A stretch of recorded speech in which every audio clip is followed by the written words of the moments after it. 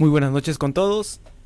Es una alegría poder estar una vez más aquí con ustedes y compartir este tiempo. Iniciamos una nueva serie. Esta serie lleva por nombre, como ya lo pueden haber visto, Los viajes misioneros del apóstol Pablo. Este personaje importante en la Biblia, importante dentro del cristianismo. Y en realidad es muy emocionante para mí empezar esta serie, y espero que... Tengo la certeza de que va a ser de bendición para todos nosotros. Tengo la seguridad de que Dios nos va a hablar a través de esta serie de prédicas acerca de los viajes del apóstol Pablo, y que nosotros vamos a ser instruidos, motivados y alineados principalmente a la voluntad de Dios en nuestra vida. Y bueno, vamos a empezar de lleno, y antes de empezar a hablar ya de los viajes o del primer viaje misionero del apóstol Pablo, porque esta serie de los viajes misioneros ha sido dividida en 3 grupos, en los 3 viajes misioneros del apóstol Pablo, porque esos son los viajes que tuvo él, y adicionalmente lo hemos dividido por subtemas. Así que los invito a que nos acompañen durante todas estas predicaciones que vamos a tener, porque van a ser de mucho aprendizaje. Y no podemos hablar ya directamente del viaje de los viajes sin hablar primero del apóstol Pablo. No podemos pasar por alto el dejar de hablar de este personaje tan importante en la vida del cristianismo, del inicio del cristianismo. El apóstol Pablo fue un misionero, evangelista, pastor, un maestro extraordinario, predicador elocuente, un plantador de iglesias, por eso se le llamaba apóstol, un estratega y a su vez un visionario. Quizá después de nuestro Señor Jesucristo es el líder más influyente de la iglesia y por qué no de la historia de la humanidad. Sin embargo, sobre todo, ya hemos definido todas las cualidades del apóstol. Algo que sobresalta aún más al apóstol Pablo es que fue alguien que amó profundamente a Cristo en respuesta al Evangelio. Si hay algo que resalta aún más de todas las cualidades buenas que tuvo Pablo, fue el amor profundo que sentía por Cristo. Pablo fue usado por Dios para escribir 13 de los 27 libros del Nuevo Testamento que nosotros tenemos en nuestras manos y llevar el Evangelio a multitudes. Pablo escribió casi el 50% de los evangelios o de los libros del Nuevo Testamento que nosotros conocemos. Así que es un personaje sumamente influyente y por eso es que lo estamos estudiando. Si hablamos un poquito de su historia, podemos decir que él nació en la ciudad de Tarso, en donde actualmente se encuentra Turquía, en una familia judía.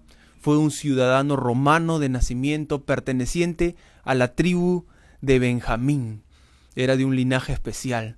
Probablemente estudió en la universidad de mayor reputación de la época, ubicada en su ciudad natal. y fue alumno de Gamaliel, cuenta la historia bíblica, un prominente maestro de la secta judía de los fariseos en Jerusalén. En cuanto a la educación, Pablo fue un personaje muy, pero muy instruido. Sin embargo, hasta el momento vamos viendo que todo está muy bien. Sin embargo, la Biblia, por ejemplo, nos narra a través de Lucas que Saulo hacía estragos en la iglesia, entrando de casa en casa y arrastrando a hombres y mujeres, los echaba a la cárcel. El celo que él sentía por la ley de Dios y la pasión por preservar la pureza del judaísmo lo condujeron inicialmente a ser un enemigo del cristianismo. Pese a la educación que tenía, él realmente era un perseguidor de los cristianos inicialmente. Y esa era una de las características iniciales de Pablo, era un perseguidor de la iglesia. Él entraba de casa en casa, arrastraba a hombres y mujeres, no tenía ningún problema y los encarcelaba. Y este es el inicio de este personaje que les acabo de mencionar.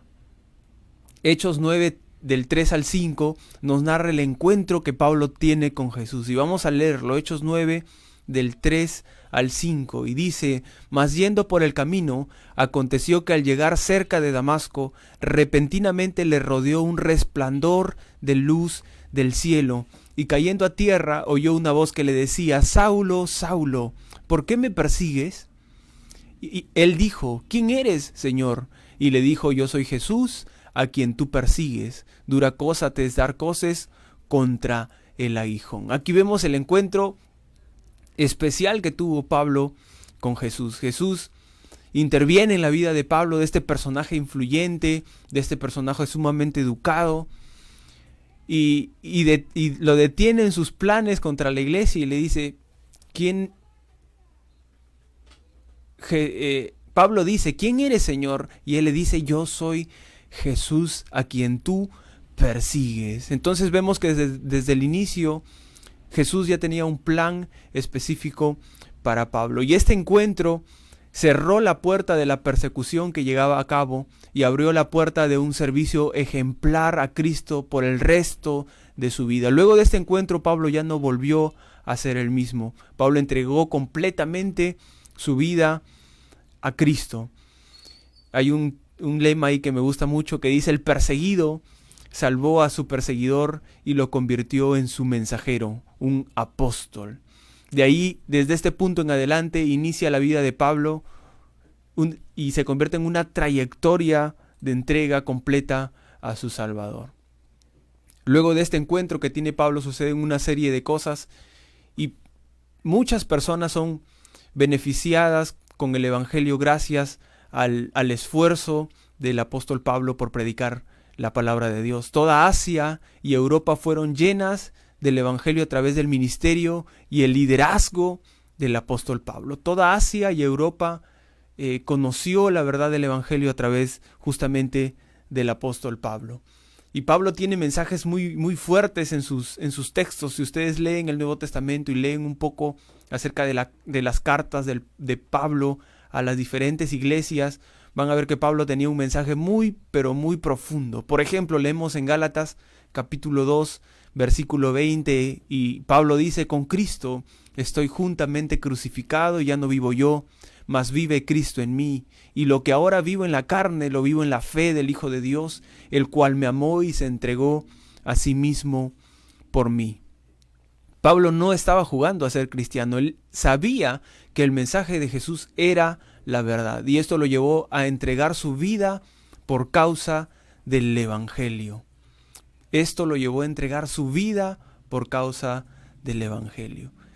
Pablo entonces nos modela cómo luce una vida entregada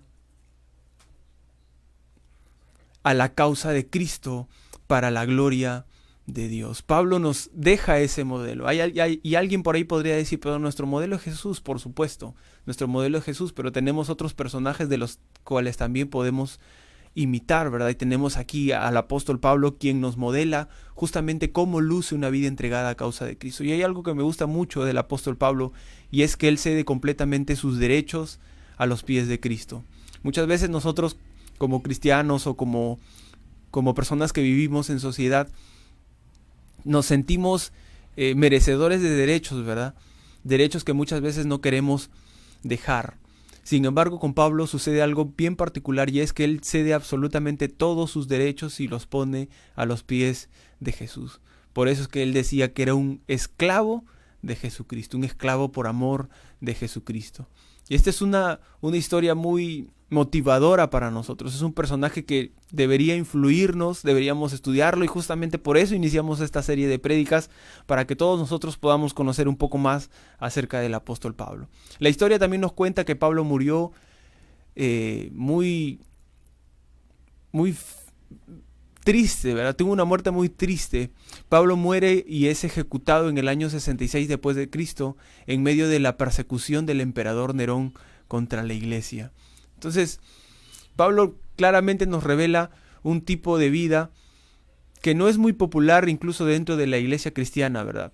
Un mensaje que no es muy popular dentro de la iglesia cristiana. Y es que muchas veces nosotros queremos obtener solamente los beneficios del cristianismo, pero no nos damos cuenta más bien que el cristianismo es una vida sacrificial, es una entrega sacrificial. Y lo vemos claramente en la vida de Pablo, quien tiene una muerte muy triste, dolorosa, y es ejecutado justamente por profesar o por entregar su vida a causa del evangelio. Entonces ya hemos hecho esta pequeña introducción acerca del apóstol Pablo, un personaje muy importante para nosotros, un personaje que sobre todas las cosas amaba a Cristo de una manera increíble, y él le había cedido completamente todos sus derechos y los había puesto a los pies de la cruz, y por eso es que él menciona muchas veces en sus textos que con Cristo está juntamente crucificado, o en Filipenses 1:21, por ejemplo, tenemos que para él el vivir era Cristo y el morir era ganancia. Él tenía esa clase de pensamiento porque había aceptado esta convicción en su vida. Entonces justamente este personaje perseguidor de la iglesia tiene un encuentro personal con Jesús, y luego se enrumba en esta nueva dirección de proclamar el evangelio en Asia y en Europa. Y justamente luego de este encuentro suceden ahí unas cosas con los apóstoles. Pablo se reúne con algunas iglesias, o en alguna iglesia en específico, y empiezan los viajes misioneros del apóstol Pablo. Y justamente nosotros empezamos con el primer viaje misionero, y no vamos a abordar ahora todo el viaje, sino que vamos a tomar uno de los fragmentos importantes con los que nos topamos al leer el libro de Hechos capítulo 13. Y vamos a hablar del encuentro que tiene con este personaje, Bar Jesús. Y esta historia la encontramos en Hechos capítulo 13, de los versículos 4 al 12. Hechos de los versículos 4 al 12. Yo les voy a parafrasear los primeros textos, y luego vamos a leer los versículos 6 y 7. Y el texto empieza contándonos que Pablo y Bernabé y Juan Marcos, que era como su ayudante, parten de Antioquía, en donde se encontraban en una de las iglesias. Antioquía se encuentra en lo que ahora conocemos como Turquía, en Asia Occidental. Y salen de la iglesia los encomienda, los encargados ahí de la iglesia oran por ellos, el Espíritu Santo les dice que ellos tienen que salir de ese lugar, y son enviados en este viaje para compartir las buenas nuevas. Entonces parten del puerto de Antioquía, que es el puerto de Seleucia, y se dirigen hacia una isla que era la isla de Chipre, desembarcando en uno de sus puertos que se llamaba Salamina, en un extremo de la isla. Y cuentan los primeros versículos del capítulo 13 que ellos pasaron por toda la isla predicando el mensaje del evangelio, de extremo a extremo. Y eso es algo importante, porque nosotros creemos que un viaje misionero probablemente dura algunos meses, tomando las comodidades que tenemos nosotros ahora, ¿verdad? Nosotros ahora tenemos autobuses, tenemos aviones, tenemos barcos, y nos pueden trasladar de un lugar a otro muy rápidamente. Sin embargo, en el primer siglo eso no existía. Los viajes se tenían que hacer muchas veces a pie, o tomar embarcaciones que tomaban mucho tiempo.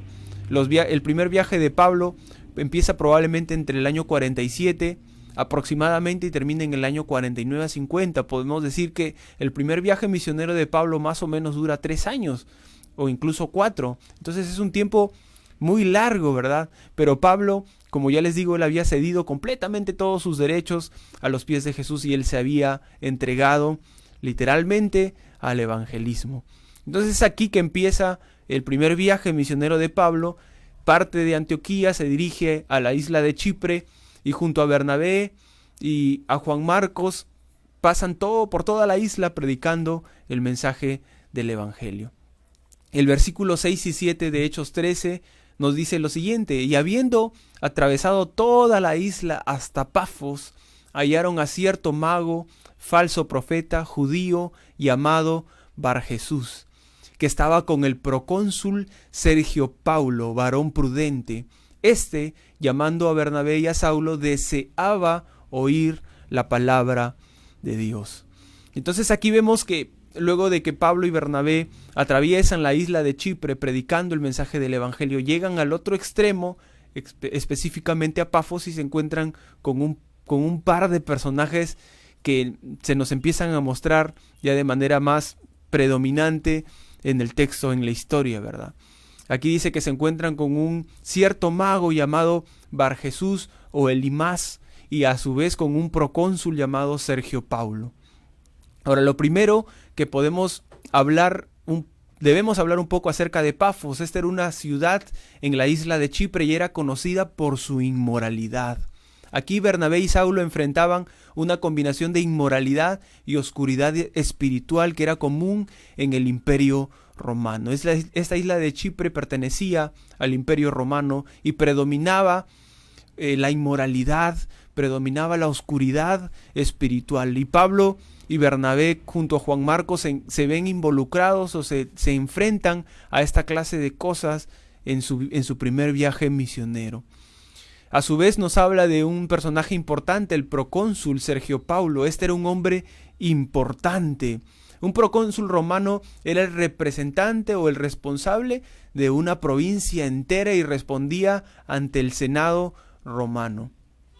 La historia cuenta que este procónsul llamaba a Bernabé y a Saulo porque deseaba oír la palabra de Dios. Pablo y Bernabé probablemente iban a las sinagogas y presentaban a Jesucristo como Salvador. Y aquí se les abre una puerta inesperada, ¿verdad? El responsable de una provincia, el encargado de la provincia de Pafos, quiere oír el mensaje de la palabra de Dios. Sin embargo, el versículo 8 nos dice: pero les resistía Elimas el mago, procurando apartar de la fe al procónsul. La palabra nos cuenta que el procónsul era un varón prudente. ¿Y qué nosotros entendemos como varón prudente? Era un buscador de la verdad. Él escuchaba a sus consejeros y ahora escuchaba a Pablo y Bernabé porque traían nuevas revelaciones. El procónsul era un buscador de la verdad, como muchas personas que también con las que podemos encontrarnos ahora. Otra de las características que la historia habla acerca de este procónsul es que deseaba oír la palabra de Dios. Y esta era una buena oportunidad, ¿verdad? Hoy en día hay muy pocos hombres o mujeres que desean oír la palabra de Dios. Menos los hombres eminentes, los hombres importantes, los que tienen cargos importantes. Todo predicador sincero busca a esas personas que escuchan o que tienen deseo de escuchar el mensaje de la palabra. Pablo también le predica a Félix y a Festo, gobernadores importantes. Incluso al rey Agripa en Roma hizo conversos aún en la casa del César. O sea que Pablo ya estaba o se iba a ver involucrado con esta clase de personajes importantes. Y ahora, tal y como en esos tiempos, ahora tampoco las personas es que se sientan muy atraídas al mensaje de la palabra. Pero así como este procónsul, vamos a encontrarnos también con personas que tienen anhelo de escuchar la palabra, y nosotros tenemos que ser sensibles para poder transmitir el mensaje de manera correcta y mostrar del amor de Dios a quienes lo necesitan, ¿verdad? Luego más adelante ya hemos leído que había algo entre este procónsul y el escuchar la palabra de Dios por parte de Pablo y Bernabé, y era que se les resistía Elimas. Elimas era una especie de consejero espiritual que en ese tiempo tenía mucho auge el tema de la espiritualidad. Entonces este consejero había estado probablemente por mucho tiempo de la mano del procónsul y se había ganado su confianza, ¿verdad? Entonces Elímas no quería perder la ventaja que tenía con el procónsul. Ya tenía un espacio, un lugar especial de la mano del procónsul. Probablemente tenía sus comodidades, probablemente tenía un sueldo. Entonces Elímas estaba bien acomodado como consejero del procónsul. Entonces él no quería perder justamente esta ventaja que tenía con este encargado, con este personaje importante. Él no quería perder su fuente de ganancia y tampoco la fuente de su popularidad. Elímas sabía que si el procónsul Sergio Paulo escuchaba a Bernabé y a Pablo, entonces Elímas sería expuesto como un impostor y esto sería el fin de su poder y su influencia con Sergio Paulo. Entonces, si Elímas se opuso a que el procónsul escuchara la palabra, fue meramente por puro interés personal. No es que Elímas tenía otra clase de motivaciones, sino que él tenía intereses personales. Él no quería perder sus ganancias, él no quería perder su lugar acomodado, él no quería perder su popularidad. Y eso es lo que sucede muchas veces en este tiempo también. El poder político, el poder económico, la ganancia, el bienestar material son los factores que determinan para muchos hombres qué es la verdad. No buscan la verdad de manera sincera, sino que la buscan detrás de su propia conveniencia. Y así es su reacción a la palabra predicada. Así como sucedió con Elímas, que se interponía entre Pablo y Bernabé para que ellos puedan compartirle la palabra a Elímas propiamente por puro interés. Así también hay muchas personas que ahora solamente abrazan el poder político, económico, buscan ganancias personales y bienes materiales sin importarles la verdad. Hay muchas personas que están completamente desinteresadas de buscar la verdad. Solamente quieren posición económica, posición política, ganancias personales, lucro, dinero. Entonces debemos ser conscientes de esta verdad. Y el versículo 8 también dice que procuraba Elímas de todas maneras, de manera muy enfática, apartar de la fe al procónsul. Y este es un acto sumamente terrible, ¿verdad? Y muchos hacen esto sin pensar o querer hacerlo, pero otros lo hacen deliberadamente, como este personaje, como Elímas. Hay muchas personas que se interponen en que las personas puedan escuchar acerca de Dios, pero lo hacen de manera inconsciente. Pero hay otras que lo hacen de manera deliberada, así como Elímas. Ponen tropiezos, causan escándalos y hacen todo lo posible para evitar que la gente escuche la palabra de Dios.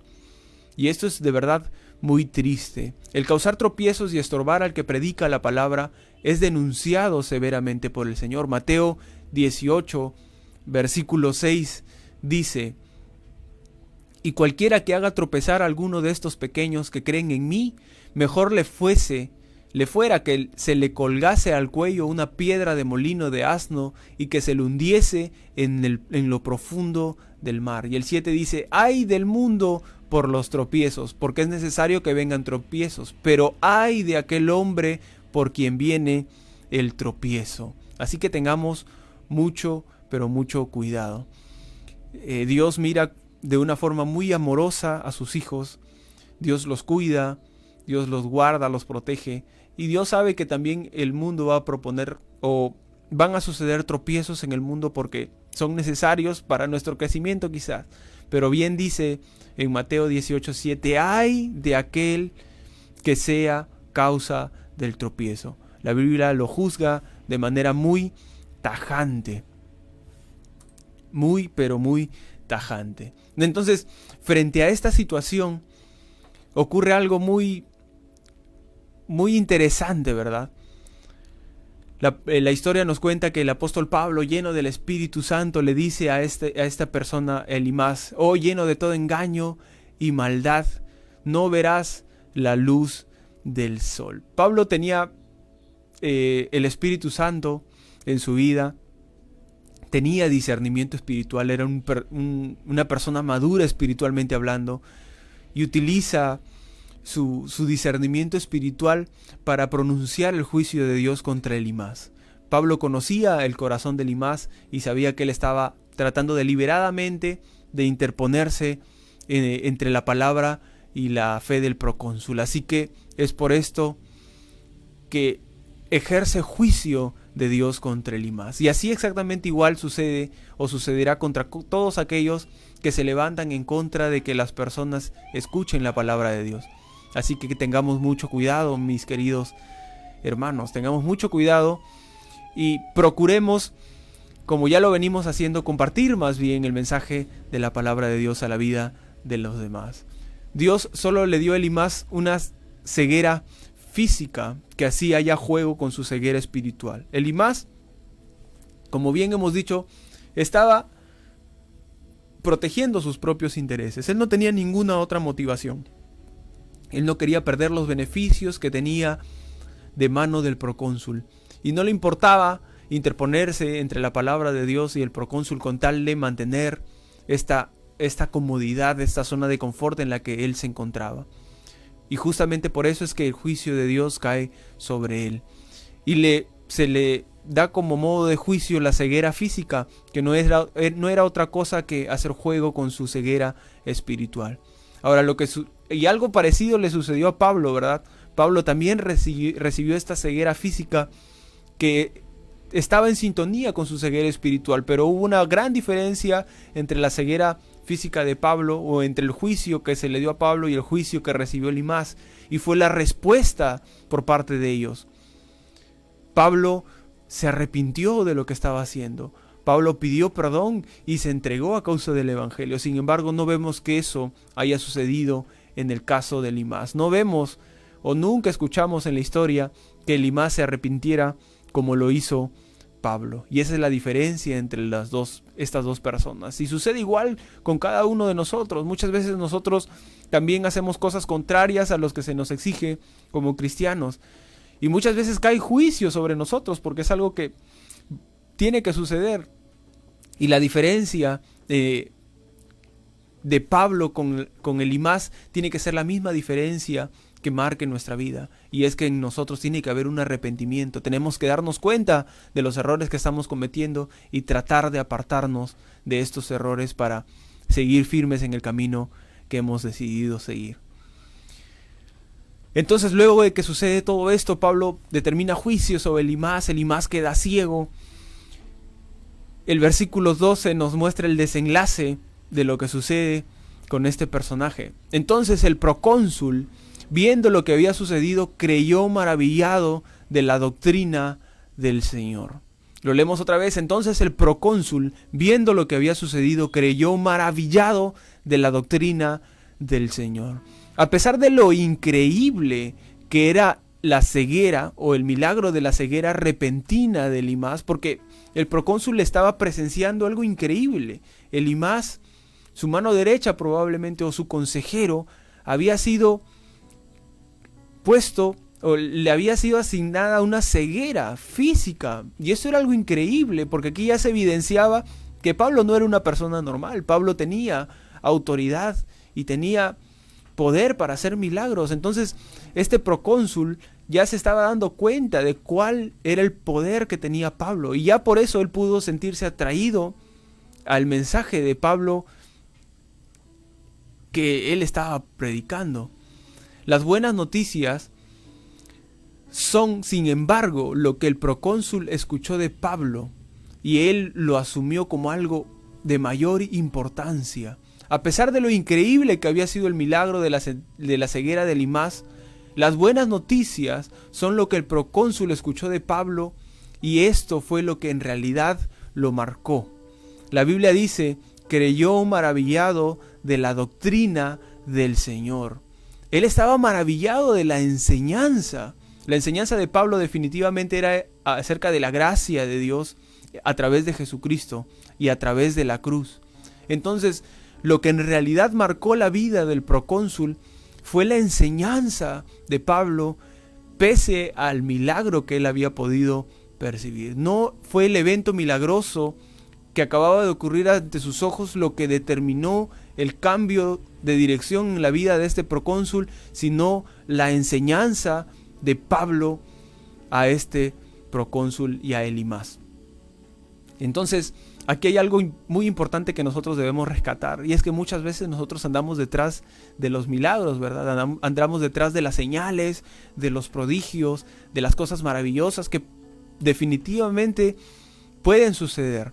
Sin embargo, debemos adoptar la postura de este procónsul. El procónsul no se dejó llevar, o lo que determinó el cambio de dirección en la vida de este procónsul no fue el evento milagroso que él acababa de percibir, que él acababa de evidenciar, sino el mensaje, la doctrina, las convicciones, los argumentos de Pablo, Bernabé y Juan Marcos. Entonces debemos adoptar tanto la postura de este procónsul como la capacidad de proclamar el mensaje del Evangelio de Pablo y Bernabé. Debemos recibir la enseñanza de Jesucristo como lo principal en nuestras vidas, como lo que nos motive como cristianos a seguir adelante, y debemos adoptar también la forma con la que enseñaban Bernabé y Pablo a las personas. Y eso es algo que tiene que quedar grabado, y a mí es algo que me impacta mucho. Así que básicamente este es el primer mensaje. Esto es lo primero con lo que se topan Pablo y Bernabé en el primer viaje misionero. Ya hemos visto que parten de Antioquía hacia Chipre, recorren toda la isla predicando y llegan a Pafos, se encuentran con Elimás, se encuentran con este procónsul y predican el evangelio. El procónsul llega a los pies de Jesús, no por las obras milagrosas o no por la obra milagrosa de lo que acababa de ver, sino porque había quedado impactado con el mensaje del evangelio a través de Pablo y Bernabé. Y esa es la postura que nosotros debiéramos tomar en nuestro caso. Ahora, ya para terminar, quisiera cerrar esto con algo importante que debemos rescatar también, y es que nosotros, en este trajín que tenemos como cristianos, porque cada uno de nosotros tiene sus objetivos, sin embargo como cristianos tenemos uno mucho mayor, que es del compartir el mensaje de Dios a los demás. Nosotros no deberíamos ser sorprendidos o perturbados por la oposición. Spurgeon, un predicador muy conocido, dijo lo siguiente: donde quiera que haya posibilidades de un gran éxito, se encontrará tanto la puerta abierta como la oposición y la adversidad. Si no hay adversarios, usted puede empezar a temer que no habrá éxito. Un niño no podrá elevar su cometa sin viento, ni sin un viento que haya en contra de su cometa. Entonces es importante que nosotros reconozcamos que la oposición que nosotros podamos recibir, así como hubo oposición en el primer viaje misionero de Pablo y Bernabé y Juan Marcos, a través de este mago Elimás que se opuso a que el procónsul escuchara el mensaje de la palabra, así también nosotros probablemente vamos a recibir oposición y adversidad. Se van a abrir muchas puertas, pero dentro de esas puertas abiertas también se va a abrir mucha posibilidad de oposición y adversidad. Pero debemos entender que no es algo que deba sorprendernos ni perturbarnos, sino debemos aceptar esta condición como algo normal, porque no hay éxito sin oposición y adversidad. Y hemos dicho que Pablo bendice a Asia, bendice a Europa con el mensaje del evangelio, pese a toda la oposición con la que él se pudo encontrar. Y así nosotros también, al igual que Pablo, que Bernabé y que todos estos personajes importantes del Nuevo Testamento, estamos llamados a compartir el mensaje del evangelio, a ser esos misioneros actuales que no temen a la oposición, sino que se sumergen y se entregan sus vidas, ceden sus derechos a causa del evangelio. Esas tienen que ser nuestras convicciones. No perdamos el tiempo, mis queridos hermanos, mis queridos amigos, no perdamos el tiempo. Utilicemos el tiempo en lo que realmente importa. Seamos fieles a nuestras convicciones y vivamos una vida consecuente. Así como hubo oposición por parte de una persona en Pafos contra Pablo y Bernabé, que fue Elimás o Barjesús, así también nosotros vamos a encontrar oposición para cuando querramos compartir el mensaje del evangelio. Probablemente sean personas, pero también pueden ser situaciones, pueden ser sistemas sofisticados en nuestra vida, en la sociedad, cosas que nos hacen perder el tiempo y no hacen que prediquemos el evangelio de manera bien fundamentada, bien sustentada. Así que cuidémonos mucho, seamos sabios, tengamos el discernimiento que tuvo Pablo y sigamos adelante. Muy bien, mis queridos hermanos, espero que haya sido el mensaje claro el día de hoy. El día de mañana seguimos con la segunda parte del primer viaje misionero de Pablo. Los invito a que se conecten, estén ahí expectantes de lo que pueda suceder, porque este es un mensaje que nos va a enseñar muchas cosas. Y ahí donde estamos vamos a cerrar nuestras vistas y vamos a terminar con una breve oración. Señor, te damos gracias por este tiempo, gracias por esta oportunidad que nos das de poder aprender algo más y poder seguir empapándonos más de tu palabra y seguir siendo motivados y confrontados por el mensaje, Señor. Te pedimos que tu Santo Espíritu traiga convicción a nuestra vida y nos permita seguir avanzando. Gracias te doy por la vida de todas las personas que se han conectado. Bendice sus hogares y que tu paz, Señor, habite en su casa y en sus corazones, y dale sabiduría y discernimiento para poder seguir compartiendo el mensaje del Evangelio de la manera más propia posible. Gracias Padre, gracias Hijo, gracias Espíritu Santo. Amén, amén y amén. Y vamos a saludar brevemente a todos los que nos han acompañado. Saludos a Melissa, a Lía, a Benjamin, a Percy, a Elga, a Pilar Hernández, a Leila Zapata, a Christopher, a Mark, a Cliff, a Leila Rojas, a Débora Velázquez, a Jackie y a toda su familia, a Eduard Limante, a Ámbar Ariza, a Jennifer Ariza, a Cliff Correa, a Daniel Limante, a Luisa García, a Antonia Vega, a Percy, a Jonathan Limante, a Hugo, a nuestros pastores, Hugo y Marta, a Álvaro Gómez Melgar, a Olimpia Melgar, a Yolanda Gómez, a Zoe, a Bianca por su cumpleaños, un fuerte abrazo, a Anthony Moncada, a Nelly Riquelme y a todos los que nos han visto y nos van a seguir escuchando. Que Dios los bendiga, hermanos. Nos vemos el día de mañana a las 8 p.m. siguiendo con esta serie de prédicas. Un fuerte abrazo a todos.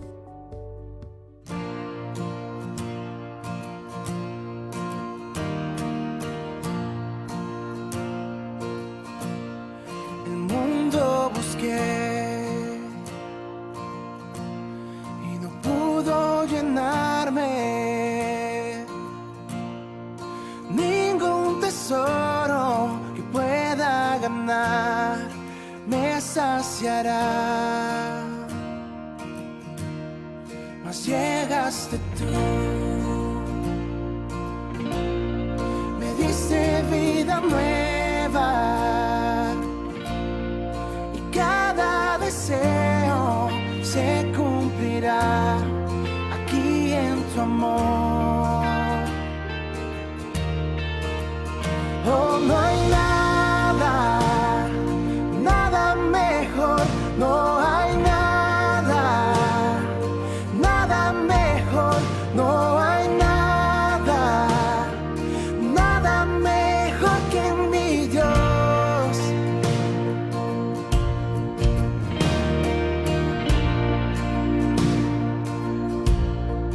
Vengo a ti, sin miedo y sin reservas. Cada fracaso has visto, Señor, yo tu amigo soy. Porque el Dios de los montes es el Dios de